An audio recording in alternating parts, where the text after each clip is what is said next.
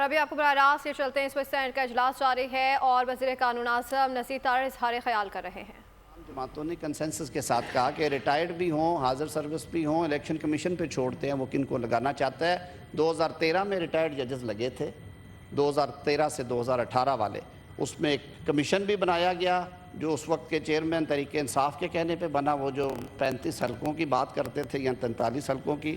اس commission سے پہلے پارلیمانی میٹنگ میں یہ طے ہوا کہ اگر سپریم کورٹ کے چیف جسٹس پہ کی سربراہی میں قائم کیا گیا کمیشن کلیئر کرے گا الیکشن کو اور کہے گا کہ جو ایلیگیشنز ہیں وہ درست نہیں ہیں، تو قوم کو یہ بتایا جائے گا اور جو الزام لگانے والے ہیں وہ اپولوجی کریں گے۔ وہ آج تک اس اپولوجی کا انتظار ہے۔ یہ میں ساری باتیں تاریخ سے کر رہا ہوں، فیکٹس کے ساتھ کر رہا ہوں۔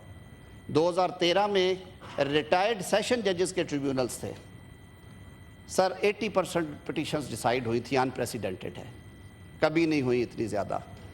تو میں صرف سینٹ کا اجلاس اس وقت جاری ہے، وفاقی وزیر قانون اعظم نصیر تارڑ اظہار خیال کر رہے ہیں۔ سبسکرائب کریں اور بیل دبائیں تاکہ کوئی خبر رہ نہ جائے۔